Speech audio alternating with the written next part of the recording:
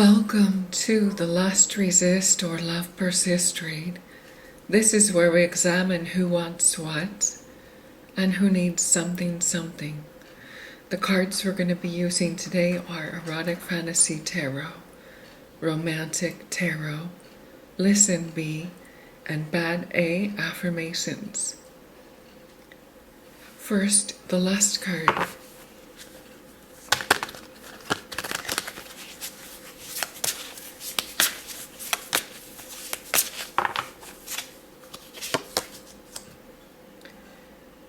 We have the Seven of Cups in reverse. This is someone who's very clear, concise, and organized. They have a feeling of, I've already been through so much. I'm only looking for one particular thing. I already know what I want. I already know what I'm looking for. I don't need to mess around.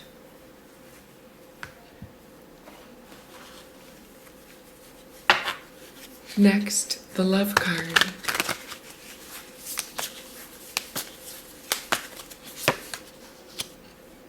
We have the Ace of Cups. This person here is very much always full of peace and love. They're love incarnate. They're very healing and pure. They also are not someone who messes around, because see, there's the boundaries here. They will let the right person in. This seems like a very compatible match, actually. Let's find out more from the Sparkles of Attraction or Repulsion using the Tiny Universal Weight Tarot.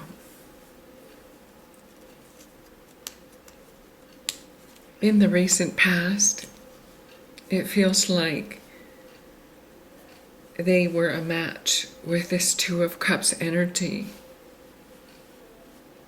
There's a feeling of this is just right. They're matching each other's vibration and resonance perfectly.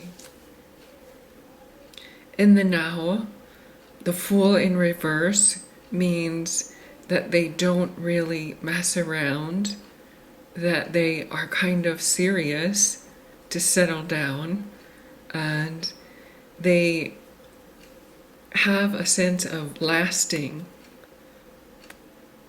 They plan to last. Whatever they create will last. The King of Wands in reverse in the future. Well, the King of Wands is like a player card. Someone who's very flashy, talks a good game.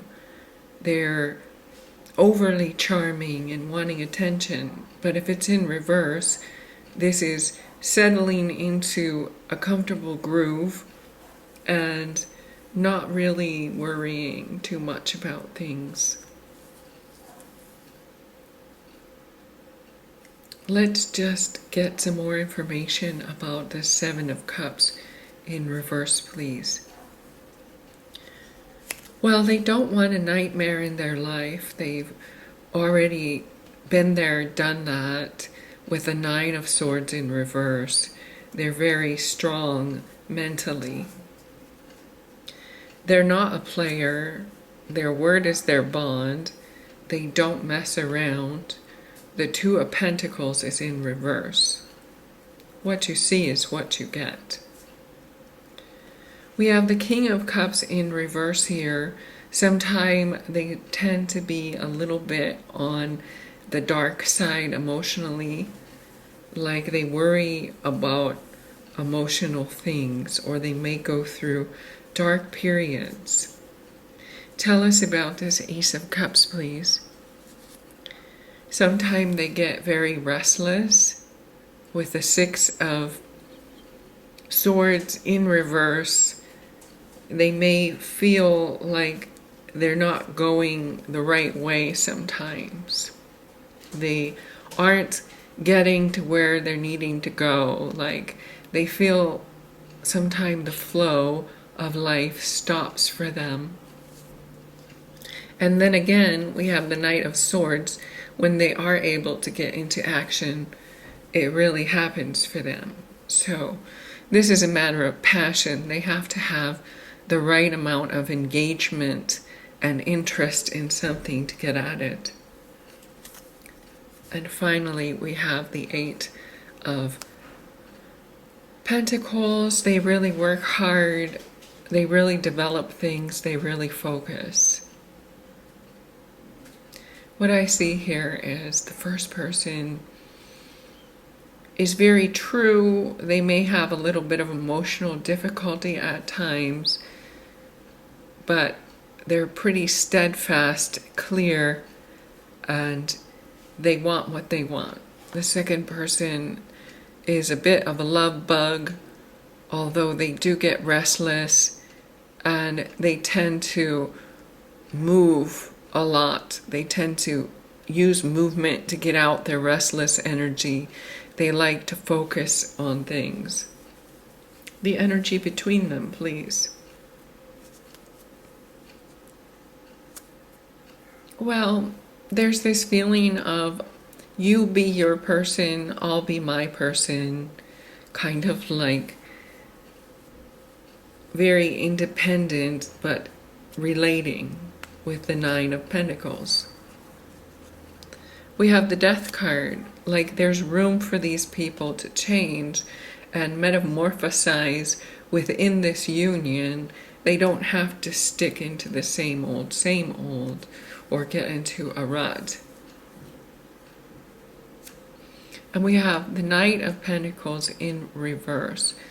There's something very changeable about this relationship. And I'm kind of getting like one person wants to remain single. They have commitment issues. It's probably this first person. I'm kind of getting with that King of Cups. They're never quite emotionally satisfied, and they always want their options to stay open. That might be a problem. The second person is so full of love, but they're restless too, but they always try to work things out. There seems to be a little instability in the relationship. Let's clarify that. Well, we have the Five of Swords in reverse. It's not like a mean thing. This is not like one person yanking another person's chain. I feel like this is just a comfortable preference that they would like to clearly be their own person and not feel encumbered by a relationship. They like to be so changeable, and they don't want to be tied down with anything.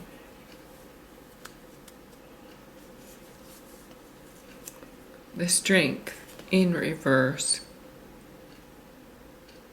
It just feels like one person doesn't have the stick-to-itness. And the Justice in reverse, they don't want to commit. That's what I'm seeing here. They don't want to formalize anything. They just want to, oh, here we are, and then we're not going to define it, and we're not going to really get too in-depth emotionally. So I just see the first person is so non-committal, the second person is so full of love. They may think they're the issue, and so they're always working on themselves and adjusting themselves when it's actually the first person who has the actual problem. And so long term, this may not be something that lasts. One more. The Hermit. It's kind of like a relationship that's on the down low. It's almost like the first person doesn't want to really claim the second person. There may be something that they feel is not quite right about them, or they don't feel quite right about getting into another relationship. It's very vague, non-committal. I can't really get an answer here. out of this first person. They're a bit wishy-washy at times.